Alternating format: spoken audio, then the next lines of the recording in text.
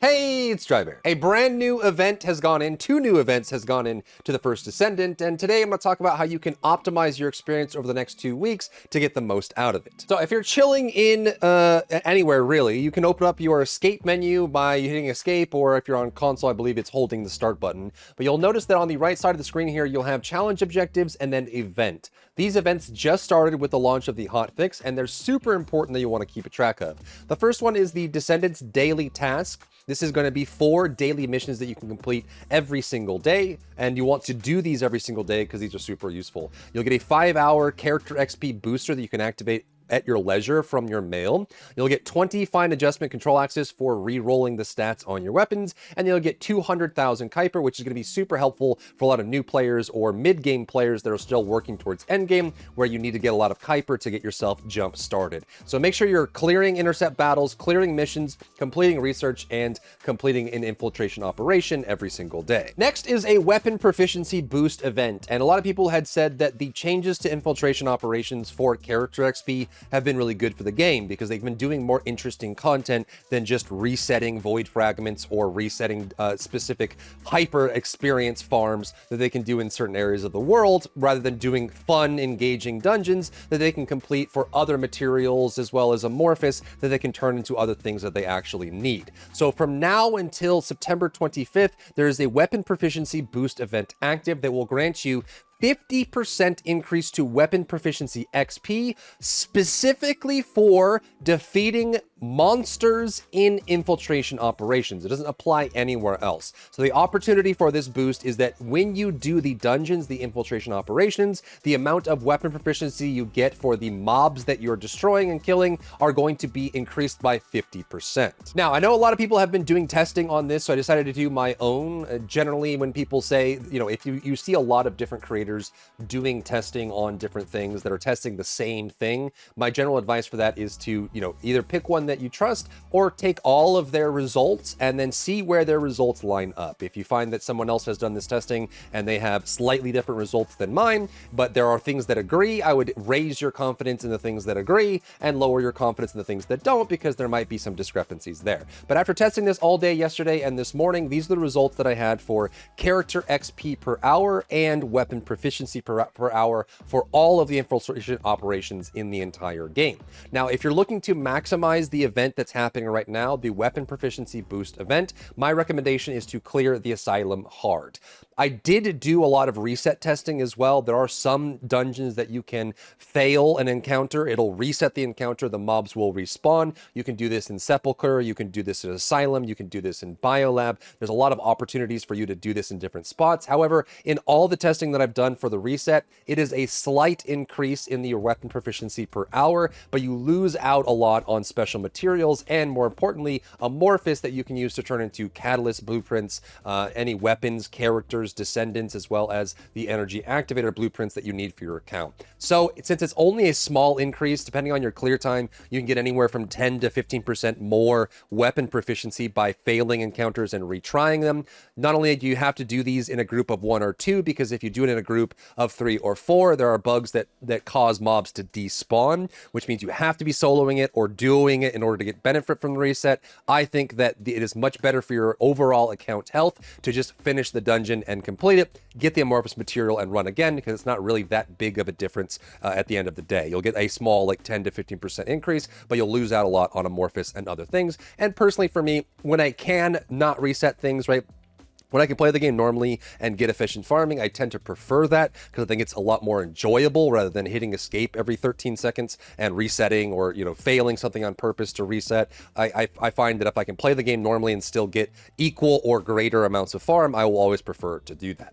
But the testing result that I had for this is going to be the weapon proficiency per hour in the dungeons themselves. And you can see there's actually quite a big disparity between the dungeons that are in the game right now. So Asylum is definitely by far the best. It has the highest mob density in most of its encounters. It has several elimination rooms that have a large amount of mobs. It is a very fast clear. You can clear on average an Asylum anywhere from 3.5 minutes to 5 minutes. Very easy to clear, and you get a lot of value from that. Plus you can get the amorphous material at the end. Second for proficiency is Caligo Ossuary, and then Sepulchre after that. Now keep in mind that These numbers are going to vary depending on how efficient you are, whether you're doing it solo or in a group. And also, some of these are going to be different values slightly based on if you pug them as well. Some of these are going to be slower with if you get bad groups and faster if you get good groups, and depends on how people move through the dungeon and do that sort of thing. So the overall for weapon proficiency for this event is going to be Asylum, and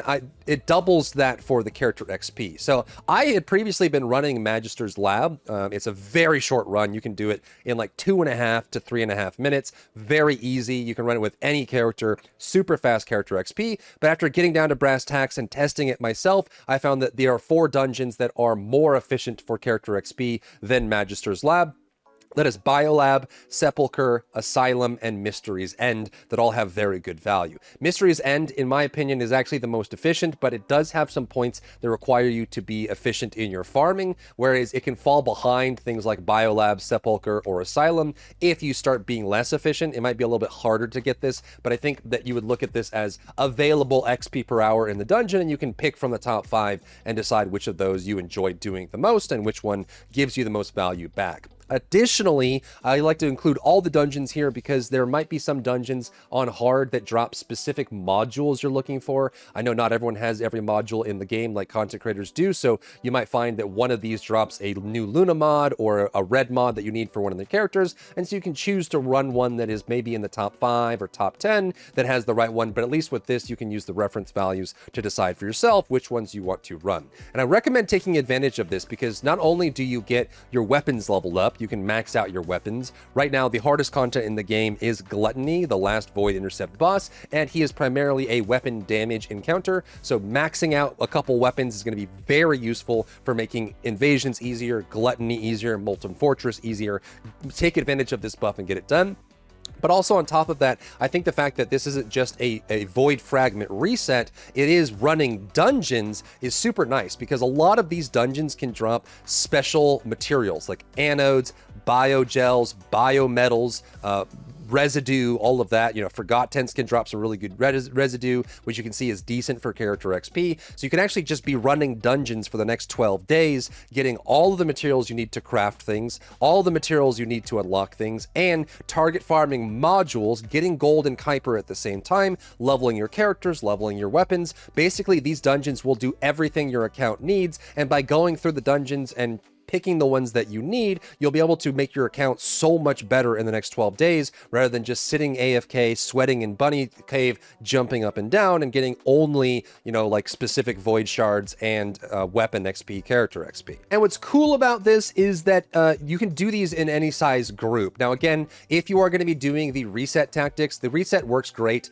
on Asylum, Sepulcher, and Biolab, I would say. It works really great on. Even on Seed Vault, with the new Seed Vault, you can do it as well. But for those specifically, you do need to do it in a group of 2 or less. You'll notice that if you do any of those dungeons and you try to reset the encounter, mobs will despawn if you have a group of 3 or 4. So you actually have to do the reset tactic on 2 or less players. And all of that amounts to is just, when you get to an encounter that has a respawn limit, just clear all the mobs and then die, reset it, clear all the mobs and die, and you can get some value out of that. And it is a slight increase on the amount of proficiency you get, but you are missing out on the other rewards that you would get for your account. And it's why I don't recommend doing that if you're just playing normally. And honestly, if all you care about is weapon proficiency per hour, there are a couple void fragments that you can just instantly reset with very easy clears that will be insane amounts of proficiency for that. Additionally, last week I did a full testing of the best places to find the rare materials, the purple materials in the game, and all the places you can find it. So